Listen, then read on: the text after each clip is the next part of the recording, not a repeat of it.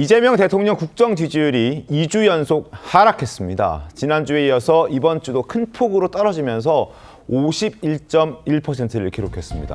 50%도 이제 위태로워졌는데요. 60%를 쭉 유지하다가 8월 첫 주에 50%대 56.5로 떨어졌고, 그리고 8월 둘째 주 오늘 아침에도 51.1% 떨어졌습니다. 부정평가는 30% 초반대를 유지하다가 지난주 38%, 이번 주는 44.5%까지 거의 이제 비슷해졌습니다. 긍정평가와 부정평가가. 어떻게 좀 봐야 되겠습니까? 정우상 논설위원님, 저 그래프는?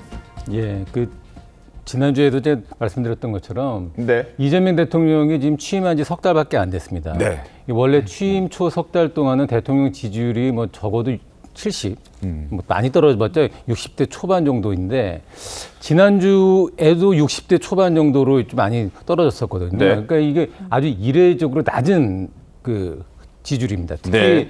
지난주에 광복절 특사가 있었는데 그때 맞습니다. 이제 조국 전 대표, 윤미향 의원처럼 상식적으로 납득하기 힘든 그런 어떤 자기 편 챙기기 사면을 한 것이 네. 어떻게 보면 이 대통령 입장에서는 본인의 지지율 하락을 감수한 좀 네. 무리한 사면이었겠지만 그런 것들이 요번에 이제 여론조사에 반영이 된 건데 저는 이런 측면을 좀 봐야 될 것 같아요. 지금 리얼미터라는 회사에서 ARS 조사를 했는데 여러분들이 여론조사를 볼 때 좀 봐야 되는 게 이게 직접 전화 면접 조사냐 아니면 네.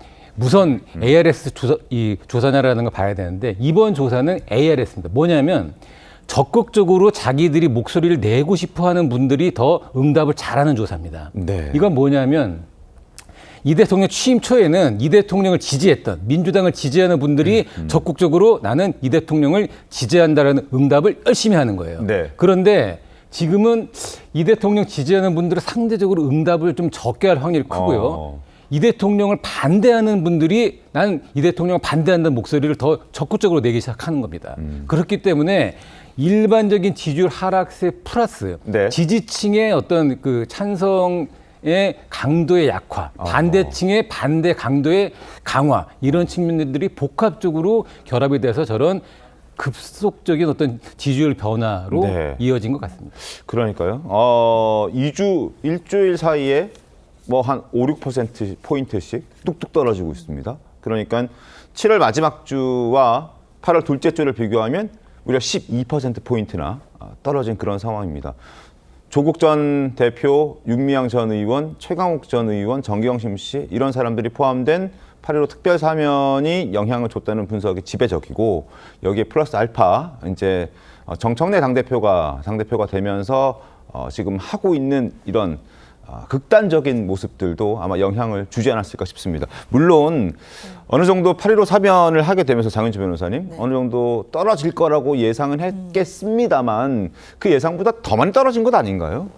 그렇죠. 일단 여론조사라는 것이 뭐 하나하나의 일희일비해서는 또 안 되겠지만 네. 그렇다고 하더라도 여론조사의 추이라든지 그리고 국민 민심이나 여론에 귀를 기울여야 된다라는 측면에서는 좀 뼈 아프게 받아들여야 될 측면이 있다라고 생각은 듭니다. 네. 지금 2주 연속 하락하는 추이인 것이고 여러 가지 원인이 있겠지만 뭐 앞서 정 의원님이 말씀 주신 것처럼 아무래도 지난번에 있었던 사면의 영향들 그리고 이 사면과 관련해서 계속해서 나오고 있는 논란들이 영향을 미치고 있다라고 봐야 될 것 같습니다.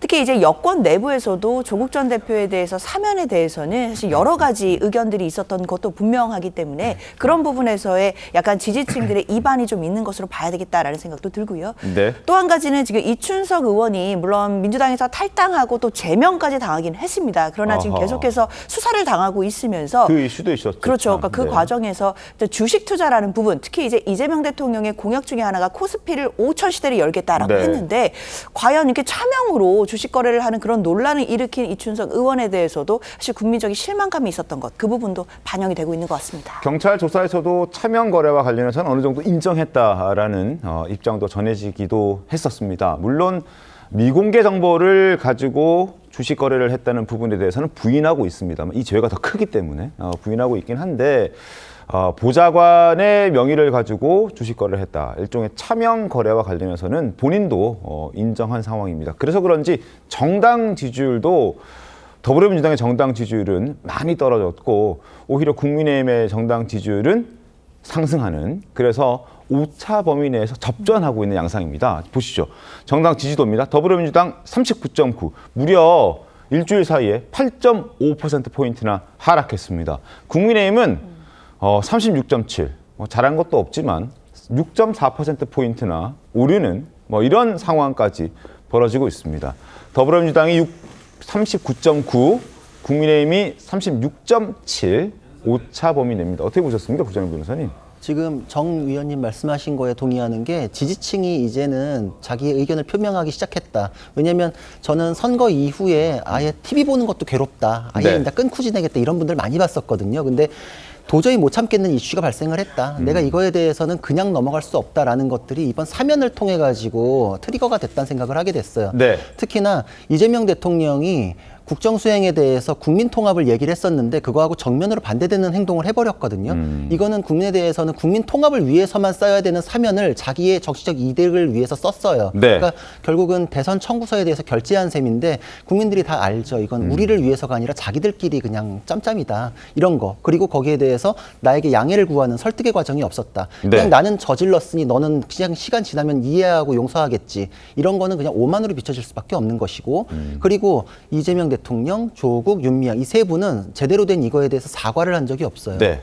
나와가지고 뭐 검찰에 대해서 뭐 상징적 장면이 될 것이다. 자기 스스로 막 의미를 부여를 하고 있거든요. 윤미향 전 의원 같은 경우에도 이거에 대해서 대법원 확정 판결까지 나온 부분에 대해서 사과를 안 해요.